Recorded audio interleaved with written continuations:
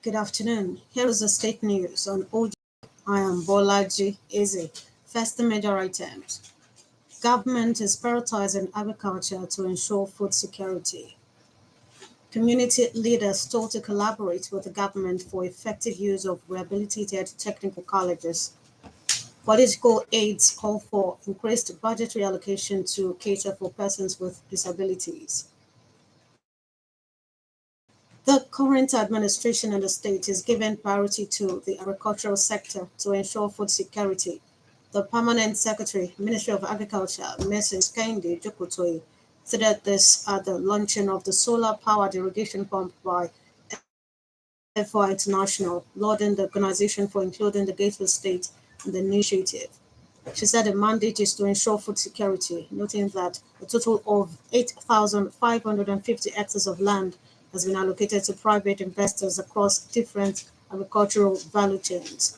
According to her, 22 bags of fertilizers were given to farmers in collaboration with the federal government, apart from capacity building and effective linkage with prospective buyers to enhance the socioeconomic of Ogunwusi River Basin Authority. Dr. Adedeji Ashiru, who was represented by the Executive Director of Agricultural Service, Mr. Noah Alamu, expressed the readiness to collaborate with IFA. Also speaking, the founder of the NIMSI Agro Solar Concept, Mr.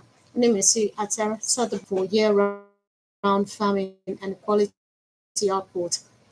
In a separate remark, the farmers, including Ms. Constant Owusu, Mr. Peter Aranla, and Mr. Kabir Gafar, described Air International as the messiah of farmers, saying the initiative has been preventing harvest losses on their farms and it could bomb over 100-meter radius. Meanwhile, the Efforts International is poised to ensuring provision of solar-powered irrigation solution for Nigerian farmers for a sustainable agricultural practice. The country director of the international organization, Dr. Lekon Tobe, said that this at the launching of a solar-powered irrigation lease financing project for small-scale farmers in the state this Tuesday in Abeokuta. Dr. Tobe explained that part of the objective of EFOR International is a global firm established in the US in 1944 was to end hunger and poverty across the globe, reducing harvest losses and facilitating the empowerment of women and youths. The EFA country director affirmed that the organization would support the vision of the Nigerian government in the area of import substitution with a focus on rice, tomato, cattle, sheep, goats, and poultry farming, encouraging farmers to key into the affordable initiative as they can spread the payment for 2 years with the partnership of off-takers. The representative of the International Institute of Tropical Agriculture, Mr. Oyelekon, said the solar-powered irrigation will be a game changer in the sector and it's certified to be safe for the environment, while a former permanent secretary in the Agriculture Ministry, Mr. Samuel Adiogun, noted that the solar-powered irrigation system is a smart agricultural practice that will enable rice farmers plant 2 or more times in a year. Also speaking, the state chairman of the Rice Farmers Association, Mr. Masuru Ajayi, said irrigation is important for rice farming and the rice being grown in the state is the best in Africa. The Minister of Local Government and Chieftaincy Affairs this Tuesday was in a celebratory mood as the staff and management are felicitating the commissioner in charge of the ministry, Honorable Ganiyu Amzat, on the occasion of his 68th birthday. Speaking on the occasion, the permanent secretary in the ministry, Dr. Rotimiolu Akelese, said the commissioner's exemplary leadership has greatly contributed to the ministry's achievement and fostered a harmonious working relationship among all. Dr. Rotimiolu noted that the commissioner's arrival at the ministry has brought in a breath of fresh air that has energized the staff in performing their duties, which have reflected in the positive development and progress at the grassroots in the state. The permanent secretary, on behalf of the management and staff, therefore wished the Commissioner for Local Government and Chieftaincy Affairs, Honorable Gani Amzat, more years in good health, peace, and abundant blessings. You're listening to the state news on OGBC 90.5 FM. The economic transformation of any state or nation depends significantly on education and skills development. It was in view of this that the state government's vision to modernize its 8 technical colleges is grounded in the understanding that education and skill acquisition are critical drivers of sustainable growth. The Commissioner for Budget and Planning, Mr. Olaolu Olabinto, made a submission during an inspection of the ongoing rehabilitation of the Government Technical College at Jegunle in Iwekoro local government area. Mr. Labinton, who is the Vice Chairman of the Steering Committee for the State Economic Transformation Project, OXTEP, noted that the whole idea is that there cannot be economic transformation without prioritizing education and skill acquisition, which are essential for the state growth. He also called on community leaders to collaborate with the government to ensure the sustainability and effective use of rehabilitated technical colleges. In a remark, the OXTEP project coordinator, Mrs. Musumola Owodosi, assured the community that the college will be equipped with world-class upon completion.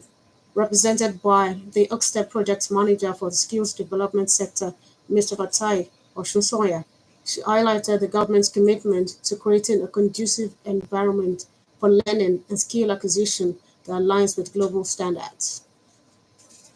Government at various levels have been called upon to increase budget allocation for persons with disabilities.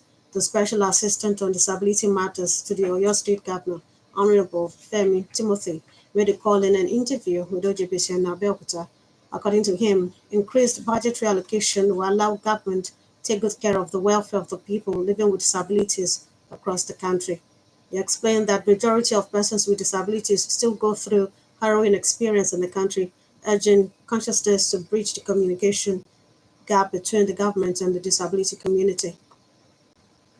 The Federal Road Safety Corps (FRC) has commended Pomegranate Nigeria Limited, a leading logistics company, for its commitment to road safety in Nigeria. The State Commander, Federal Road Safety Corps, Mr. Akinwumi Fashakin, gave the commendation this Tuesday at the presentation of 30 pieces of fertilizer to the command by the Chief Executive Officer of Pomegranate Nigeria Limited, Mr. Wale Elushaki. According to the sector commander, the gesture will go a long way in reducing accidents on Nigerian roads, pointing out that the time has come for stakeholders to join hands to intensify advocacy on road safety measures. In a remark, Mr. Elushaki informed the presentation of breathalyzers to the FRC Ogun State Command will help detect and prevent drunk driving, emphasizing the importance of promoting safe driving practices in Nigeria. He stated the life of the driver is precious and it's a collective responsibility to ensure safety on the roads, adding that the company's initiative is a call to action for all stakeholders to prioritize road safety, and by working together, stakeholders can reduce road accidents and make Nigerian roads safer for everyone. Agriculture remains the sure way to economic advancement. Collaborate with the government to revamp the sector. To end the state news, another look at major items.